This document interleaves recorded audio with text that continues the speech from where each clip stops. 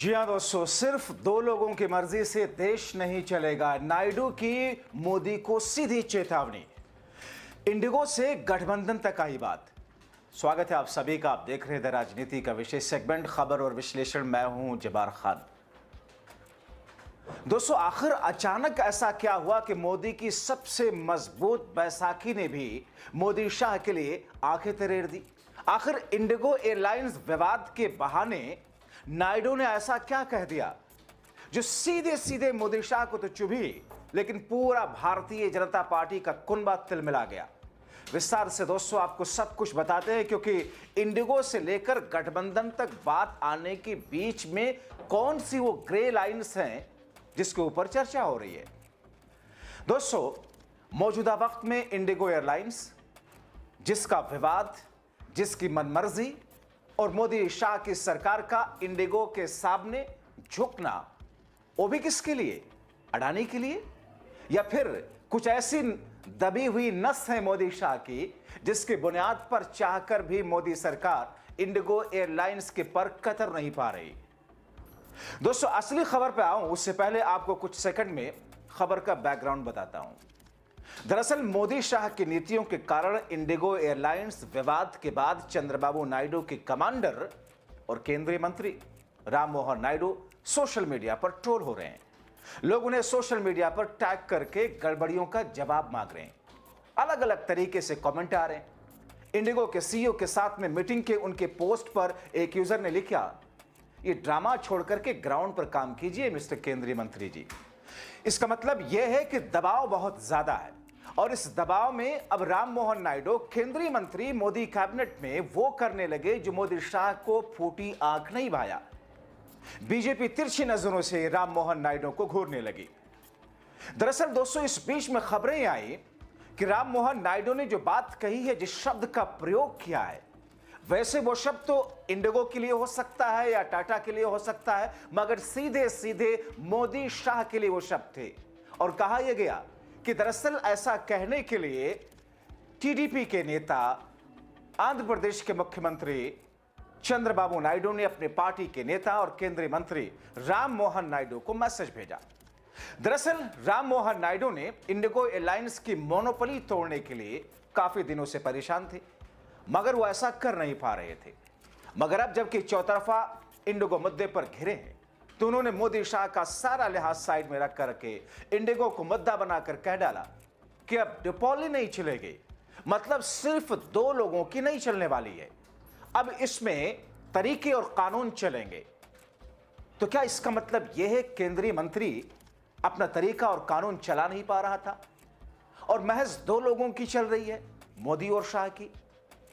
और महज एयरलाइंस के सेक्टर में भी दो ही लोग हैं, इंडिगो और टाटा, और उसमें भी टाटा बहुत थोड़ा, इंडिगो बहुत ज्यादा से ज्यादा, इतना ज्यादा जिसकी आप कल्पना नहीं कर सकते। मगर उसके पीछे के कारण भी बताता हूं।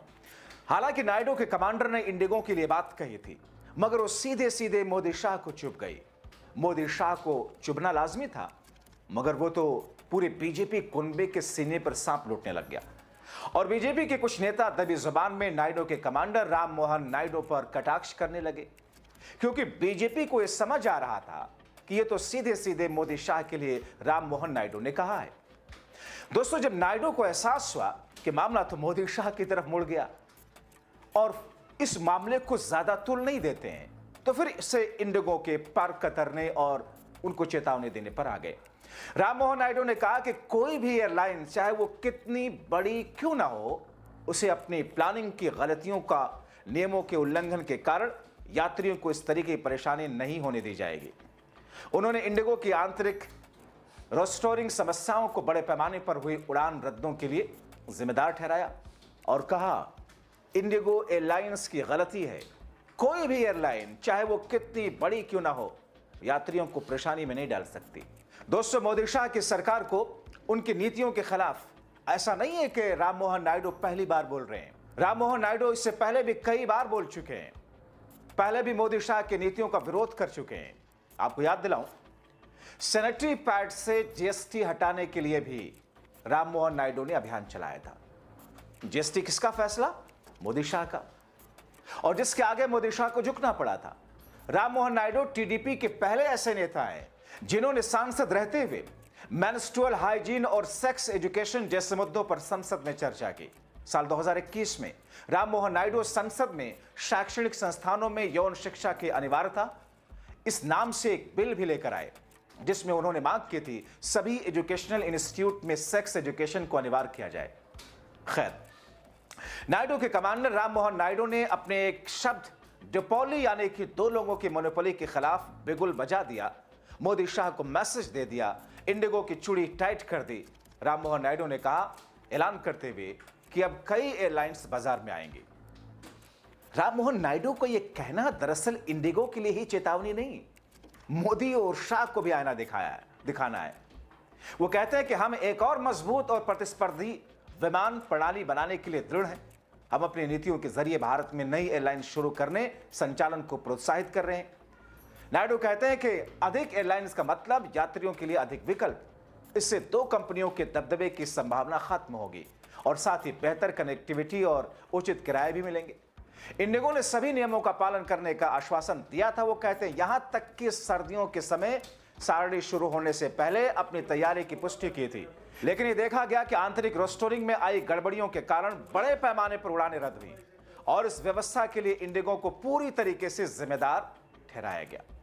दोस्तों, दरअसल पूरा खेल समझिए, जैसे अडानी अंबानी मोदी शाह के खास हैं, वैसे इंडिगो मोदी शाह के लिए बेहद खास। और इंडिगो के साथ टाटा भी, एयर इंडिया उनके पास है, जिन्हें बेच दी मोदी शाह ने उनको। इसीलिए महज दो लोगों की मोनोपोली तोड़ने की बात नायडू ने कर डाली। मगर इंडिगो के सामने क्यों झुकी है मोदी सरकार, क्यों झुके मोदी शाह, यह भी आपका समझना जरूरी है। असली खेल तो यही है। तो दोस्तों, आपको बताएं कि जिस तरीके से देश में अडानी है, अंबानी है, जिस तरीके से देश में अलग अलग जगहों पर मोदी शाह के लिए ऐसे लोग बैठे हैं जिनके लिए खुद मोदी शाह बैठे हैं, वैसे भी ये इंडिगो एयरलाइंस भी है। क्योंकि दोस्तों, बीते दिनों मैंने एक शो में आपको बताया था कि कैसे खुल करके अखिलेश यादव ने संसद के भीतर कहा था कि इलेक्टोरल बॉन्ड के जरिए जिन लोगों ने सबसे ज्यादा चंदा दिया भारतीय जनता पार्टी को, उसमें इंडिगो एयरलाइंस भी है। इसीलिए इंडिगो एयरलाइंस अपना मनमाना रवैया चलाता है, मोदी शाह उस पर उफ तक नहीं कह पाते। और जाहिर तौर पर एक दूसरे की जरूरत है दोनों। मोदी शाह ने हर नियम कानून को इंडिगो एयरलाइंस के जरिए के लिए बनवाया। इंडिगो एयरलाइंस ने अपने प्रॉफिट का एक बहुत बड़ा हिस्सा मोदी शाह के खाते में, बीजेपी के खाते में, यानी कि सत्ता पक्ष के लिए डलवाया, जिससे चुनाव जीता जाता है, जिससे सांसद खरीदे जाते हैं, विधायक खरीदे जाते हैं, सरकारें गिराई जाती हैं, सरकारें बनाई जाती हैं। और यही वो कार, आप सोचिए, भारतीय एयरलाइंस में 65% मोनोपोली इंडिगो एयरलाइंस की, 65%। दोस्तों, दुनिया में किसी देश में ऐसा नहीं है। ज्यादा से ज्यादा मैक्सिमम जो कैपेसिटी किसी एक एयरलाइंस की होती है किसी देश में, वो ज्यादा से ज्यादा 15%, 17% के आसपास, 20% के आसपास। मगर भारत में 65% एक कंपनी को सब कुछ सौंप चुके हैं मोदी और शाह। और उसके बदले वो मोटे मोटे बंडल, याद है ना आपको, मोदी जी ने कहा था एक बार कि अडानी ने इनको टेम्पो से भर भर के पैसे भेजे। तो इंडिगो एयरलाइंस से कार्गो में वो लगेज नहीं, भर भर के ऐसा लगता है कि पैसे ही आए हैं, इसलिए उनके सामने कुछ नहीं बोल पाए। और शायद यही वजह थी, केंद्रीय मंत्री रहते हुए भी चंद्रबाबू नायडू के मंत्री, उनके नेता राम मोहन नायडू बहुत कुछ नई कदम उठा सके इंडिगो एयरलाइंस के खिलाफ। मगर अब उनका ऐसा लगता है कि सब्र का बांध टूट गया और उन्होंने खुल करके बोल दिया। दोस्तों, आपको बताऊं कौन है ये राम मोहन नायडू, जल्दी से जान लीजिए। 2014 में टीडीपी यानी कि तेलुगु देशम पार्टी से श्रीकाकुलम लोकसभा सीट से चुनाव लड़े, जीते, लोकसभा में दूसरे सबसे कम उम्र के सांसद बने। 2019 से फिर से उसी सीट पर चुनाव लड़ा, जीते। 2024 के चुनाव में उन्होंने वाईएसआरसीपी से उसके नेता तिलक प्रोड़ा को 3 लाख वोटों से हराया। तीसरी बार श्रीकाकुलम से जीत दर्ज की। केवल 36 साल की उम्र में राम मोहन नायडू पीएम मोदी कैबिनेट के सदस्य बने और मंत्री पद की शपथ ली। अब नायडू ने जो बातें कही हैं, राम मोहन नायडू ने जाहिर तौर पर खुद से नहीं बोले होंगे। चंद्रबाबू नायडू की तरफ से कोई ना कोई मैसेज उनको मिला, जिस मैसेज को पब्लिकली उन्होंने और एक संकेत चेतावनी की शक्ल में मोदी शाह की सरकार के सामने रख दिया।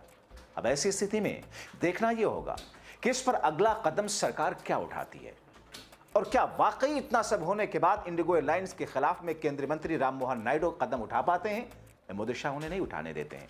इसीलिए उन्होंने कहा कि सिर्फ 2 लोगों की नहीं चलेगी। आप क्या सोचते हैं? अपनी राय जरूर लिखें।